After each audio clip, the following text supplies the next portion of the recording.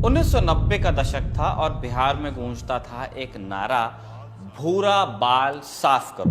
भू से भूमिहार, राज से राजपूत, बा से ब्राह्मण और ल से लाला यानी कायस्थ। ये वो 4 सवर्ण जातियां थीं जिनका बिहार पर दशकों से दबदबा था, सत्ता पर भी, जमीन पर भी। लालू प्रसाद यादव का MY समीकरण यानी मुस्लिम यादव गठबंधन इसी पुरानी सत्ता को सीधी चुनौती देता था।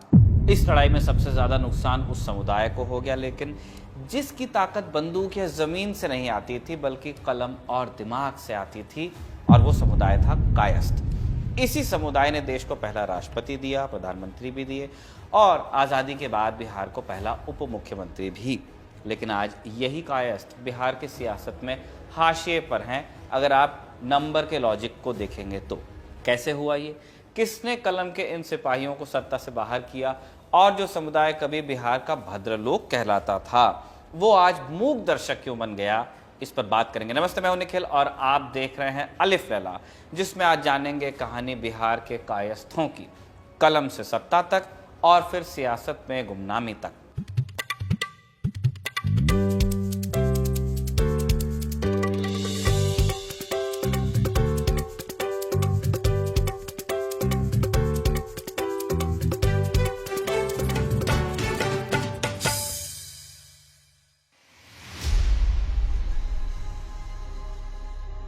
पुराणों में एक कथा आती है कि जब ब्रह्मा ने दुनिया बना ली तो यमराज ने उनसे शिकायत की, कहा कि प्रभु मैं अकेले इतने सारे इंसानों के कर्मों का हिसाब कैसे रखूंगा, मेरी मदद के लिए कोई चाहिए। ब्रह्मा ध्यान में गए। जब उनकी आंखें खुली तो उन्होंने अपने सामने एक दिव्य पुरुष को खड़ा पाया जिसके हाथ में कलम और दवात थी। ब्रह्मा ने कहा, तुम मेरी काया से जन्मे हो, इसलिए आज से तुम कायस्थ कहलाओगे। इस कायस्थ का नाम रखा गया चित्रगुप्त और उन्हें काम सौंपा गया इंसानों के पाप पुण्य का लेखा जोखा रखने का, कि किसने कितने पाप किए, किसने कितने पुण्य किए। पौराणिक कहानियों से इतर इतिहास पर आए तो इतिहास में कायस्थ एक पढ़ी लिखी कौम के तौर पर उभरे जो लिखने पढ़ने और हिसाब किताब में माहिर थे। गुप्त काल के पुराने शिलालेखों पर भी कायस्थ शब्द एक बड़े पद, प्रथम कायस्थ यानी मुख्य अधिकारी के लिए आपको मिलता है। कायस्थों की सबसे बड़ी ताकत भाषा पर उनकी जबरदस्त पकड़ थी। जब तुर्क और मुगल हिंदुस्तान आए तो राजकाज की भाषा फारसी हो गई। कायस्थों ने बड़ी फुर्ती से फारसी सीखी और बादशाहों के यहाँ मुंशी, कानूनगो और दीवान हो गए। भारतीय पॉलिटिक्स पर कई किताबें लिखने वाले American political scientist Paul R Brass अपने किताब language, religion and politics in North India में 1840 के दशक का एक दिलचस्प आंकड़ा देते हैं। आगरा के स्कूलों में जहां दूसरे हिंदू छात्र हिंदी पढ़ते थे, वहीं कायस्थ छात्र लगभग पूरी तरह से फारसी को ऑप्ट कर रहे थे, फारसी पढ़ रहे थे। एक समुदाय के उत्थान में भाषा के रोल का यह बड़ा दिलचस्प एग्जाम्पल आपको मिलता है। कायस्थ समुदाय की कलम सिर्फ फारसी तक ही नहीं रुकी। मुगल काल से लेकर ब्रिटिश राज तक उत्तर भारत के प्रशासनिक कामकाज की एक और अहम लिपि थी कैथी, जिसे कायथी या कायस्थी भी कहा जाता था। ये देवनागरी, फारसी और स्थानीय बोलियों का एक मिला जुला, तेज गति से लिखा जाने वाला रूप थी। शॉर्ट हैंड कह सकते हैं आप। रोज के हिसाब किताब, चिट्ठी पत्री और सरकारी काम इसी में होते थे। 1950 के दशक तक बिहार की अदालतों में इस लिपि का इस्तेमाल हुआ भी। आज भी बिहार की अदालतों में पुराने जमीनी दस्तावेज कैथी में मिलते हैं, जिन्हें पढ़ने के लिए माहिर लोगों की जरूरत पड़ती है। इस लिपि पर पकड़ ने कायस्थों को प्रशासन और कानून, इन दो दुनियाओं में एक अहम हिस्सा बनाकर रखा। अकबर के नवरत्नों में से एक राजा टोडरमल भी कायस्थ थे, जिन्हें दहसाला बंदोबस्त के लिए जाना जाता है। इससे पहले हर साल की फसल के हिसाब से लगान तय होता था। टोडरमल एक नया सिस्टम लेकर आए। इसमें पिछले 10 साल की औसत पैदावार और औसत बाजार भाव के आधार पर लगान नकद में तय किया गया, स्टैंडर्डाइज किया गया, और इससे किसान और सल्तनत दोनों को पता होता था कि कितना लगान देना है और कितनी आमदनी होगी। इस पूरी विशाल व्यवस्था को चलाने की जिम्मेदारी कायस्थों के कंधों पर ही रही। उनकी सेवाओं से खुश होकर बादशाह ने उन्हें जागीरें और जमींदारियां इनाम में दी, और इस तरह वो प्रशासक के साथ साथ एक ताकतवर जमींदार कौम भी बन गए। भारतीय समाज में किसी समुदाय की स्थिति को समझने के लिए उसकी आर्थिक स्थिति के साथ वर्ण व्यवस्था में उसकी जगह को भी समझना जरूरी है। बहुत सारी चीजें वहीं से आती हैं। कायस्थ वर्ण व्यवस्था में कहाँ आते थे, अब इस सवाल पर आते हैं, क्योंकि ये बड़ा इंटरेस्टिंग सवाल है, आप पेचीदा भी कह लीजिए। कई पुराणों जैसे पद्म पुराण और भविष्य पुराण में चित्रगुप्त को ब्रह्मा का पुत्र बनाकर उन्हें एक तरह से ब्राह्मणों के बराबर दर्जा दिया गया। एक कहानी यह है कि परशुराम जब क्षत्रियों का संहार कर रहे थे, तब राजा चंद्रसेन की गर्भवती पत्नी ने एक ऋषि की यहाँ शरण ली और ऋषि ने बच्चे को बचाने के लिए परशुराम से वचन लिया कि ये बालक और इसके वंशज शस्त्र नहीं बल्कि कलम ही उठाएंगे, और इस तरह उन्हें क्षत्रिय भी मान लिया गया। लेकिन ऐसे क्षत्रिय ये माने गए जिनका धर्म लिखना पढ़ना था, शस्त्र उठाना, युद्ध करना नहीं। ब्रिटिश काल में कायस्थों की पहचान का मुद्दा फिर से उठा। अलग अलग अदालती मामलों में ऐसा हुआ। कलकत्ते की हाईकोर्ट ने बंगाली कायस्थों को शूद्र माना, वहीं संयुक्त प्रांत यानी आज का यूपी आप कह लीजिए, वहां उन्हें द्विज यानी ट्वाइस बॉर्न का दर्जा दिया गया, और इस पहचान में समय के साथ बदलाव भी होते गए। 19वीं सदी के अंत तक बिहार में कायस्थों ने अपनी शिक्षा और आर्थिक तरक्की के दम पर शूद्र की श्रेणी से निकलकर अपर कास्ट का दर्जा हासिल किया। 1901 की जनगणना में उन्हें द्विज यानी ट्वाइस बॉर्न जातियों में गिना गया। कुल मिलाकर पैदाइश से ज्यादा उनकी पहचान उनके काम से थी, और यही काम उनका हथियार भी बना, यानी कि कलम। इसी हथियार यानी कलम के बल पर कायस्थ समुदाय ने बदलते वक्त के साथ खुद को ढाला भी। 18वीं सदी में जब अंग्रेज आए तो ताकत की भाषा बदल गई। अब अंग्रेजी का दौर आया, फारसी चली गई। कायस्थों ने यहाँ भी मौका देखा और बच्चों को मिशनरी स्कूल में भेजना शुरू किया। जब ईस्ट इंडिया कंपनी को राजकाज चलाने के लिए पढ़े लिखे बाबू चाहिए थे, भूरा बाबू, तो कायस्थ पहले से तैयार थे। कचहरी में वकील और जज, कलेक्ट्री में क्लर्क और अफसर, हर जगह कायस्थ इसी तरह से आए। इंडियन सिविल सर्विस में उनकी संख्या उनकी आबादी के अनुपात से कहीं ज्यादा थी। अंग्रेजी शिक्षा और शहरी रहन सहन ने उन्हें बिहार का नया भद्रलोक बनाया। शहरों में वो प्रशासन की रीढ़ थे और गांव में उनकी पुरानी जिम्मेदारी चलती रही। इसी पढ़े लिखे तबके ने बिहार को डॉक्टर सच्चिदानंद सिन्हा जैसे बड़े नाम दिए, जिन्होंने बिहार को बंगाल से अलग राज्य बनाने की मुहिम छेड़ी, और 1946 में संविधान सभा की पहली बैठक की अध्यक्षता भी उन्होंने की। आज़ादी मिली तो दिल्ली से लेकर पटना तक कायस्थों का दबदबा कायम रहा कुछ दिन। देश के पहले राष्ट्रपति डॉक्टर राजेंद्र प्रसाद और दूसरे प्रधानमंत्री लाल बहादुर शास्त्री दोनों कायस्थ समुदाय से आते थे। बिहार में डॉक्टर अनुग्रह नारायण सिन्हा राज्य के पहले उप मुख्यमंत्री और वित्त मंत्री हुए। बाद में कृष्ण वल्लभ सहाय भी इसी समुदाय से बिहार के सीएम हुए। सियासत के अलावा अफसरशाही में कायस्थों का बोलबाला रहा।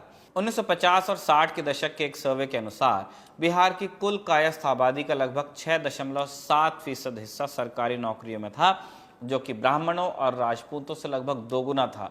3.6% ब्राह्मण वहां पे थे गवर्नमेंट सर्विस में, और 3.8 राजपूत थे बाय पॉपुलेशन।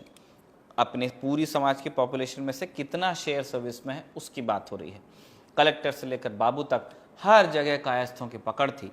पटना यूनिवर्सिटी तो कायस्थों का गढ़ मानी जाती थी एक वक्त, और इसी दौर में एक और कायस्थ जयप्रकाश नारायण यानी जेपी देश की राजनीति के लिए एक नैतिक आवाज भी बनकर उभरे। कायस्थों की सत्ता पर पकड़ ढीली होनी शुरू हुई 1950 के दशक में। पहला झटका था जमींदारी उन्मूलन कानून। इसने सवर्ण जमींदारों की आर्थिक कमर तोड़ी। हजारों एकड़ जमीन हाथ से गई और गांव में पुराना रौब कमजोर पड़ा जब सीलिंग हुई। उसी वक्त बिहार में एक और लहर उठ रही थी, पिछड़ी जातियों की राजनीतिक चेतना, कथित पिछड़ी जातियां। इसकी नींव 1933 में ही त्रिवेणी संघ के साथ पड़ी, जो यादव, कुर्मी और कोयरी जातियों का संगठन था। इस चेतना को आवाज दी राम मनोहर लोहिया ने, जिनका नारा पिछड़ा पावे 100 में 60 गांव गांव गूंजा था। बिहार में इस आंदोलन का सबसे बड़ा चेहरा बने कर्पूरी ठाकुर। जब वो मुख्यमंत्री हुए तो उन्होंने शिक्षा में अंग्रेजी की अनिवार्यता को खत्म किया। इस एक फैसले ने गांव के गरीब और पिछड़ों के लिए कॉलेज और नौकरी के दरवाजे खोले, और ये सीधा हमला उस सिस्टम पर था जहां अगड़ी जातियों का नौकरियों पर कब्जा था। साल आया 1967 का, फिर बिहार की राजनीति में बड़ा तूफान आया। विधानसभा चुनाव में कांग्रेस पहली बार हारी और पहली गैर कांग्रेस सरकार बनी, जिसके मुख्यमंत्री भी एक कायस्थ महामाया प्रसाद सिन्हा ही थे। सरकार ज्यादा दिन तो नहीं चल पाई है, लेकिन इतिहास तो बनाई गई। इस दौर में बिहार को अपना पहला पिछड़ा वर्ग का मुख्यमंत्री यानी कि बीपी मंडल और पहले अनुसूचित जाति के मुख्यमंत्री यानी भोला पासवान शास्त्री मिले। ये कार्यकाल भले ही बहुत छोटे थे, लेकिन इन्होंने उस मिथक को तोड़ा कि बिहार पर हमेशा सवर्ण ही राज कर सकते हैं। ये एक संकेत था कि अब सत्ता की चाबी सिर्फ सवर्णों की जेब में नहीं रहेगी। जेपी आंदोलन ने इस चिंगारी को और हवा दी।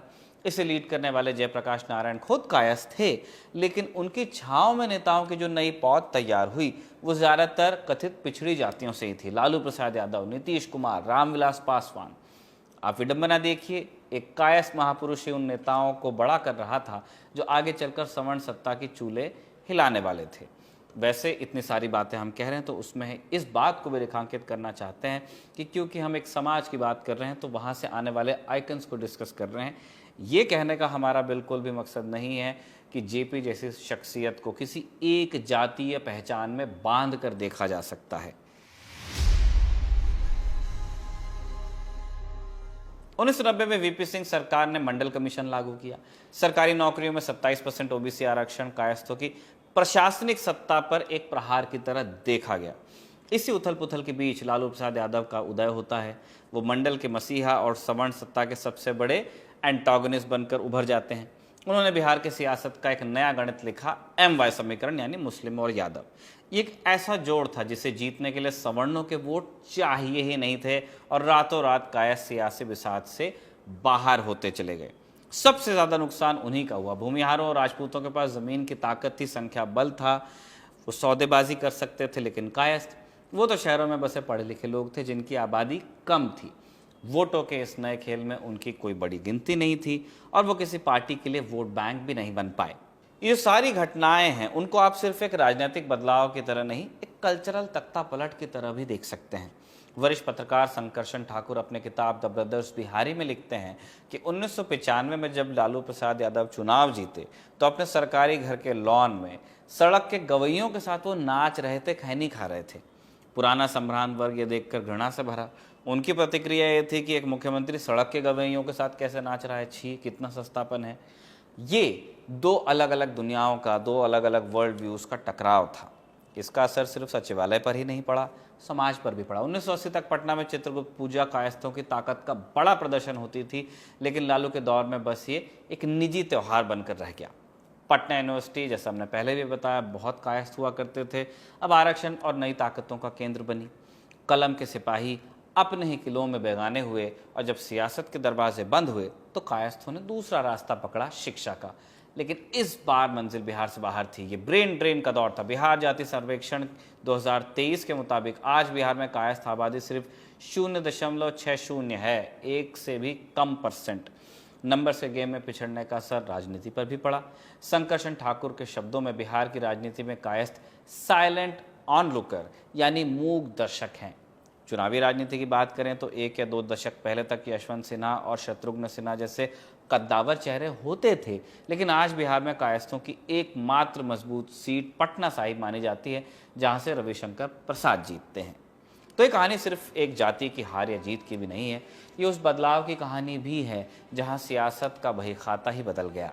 सदियों तक कायस्थों ने कलम से तकदीरें लिखी, मुगलों के फरमान लिखे, अंग्रेज़ों के कानून लिखे और आज़ाद भारत के पहले पन्ने भी लिखे, लेकिन फिर दौर बदल गया। सियासत अब हिसाब किताब से नहीं, गिनती से चलती है और वोटों की इस गिनती में कलम के सिपाही कम पड़ जाते हैं। अलिफ लैला का ये एपिसोड आपके लिए कमल ने लिखा और अभिषेक ने इसे रिकॉर्ड किया। आप खबरगांव को देखते रहिए।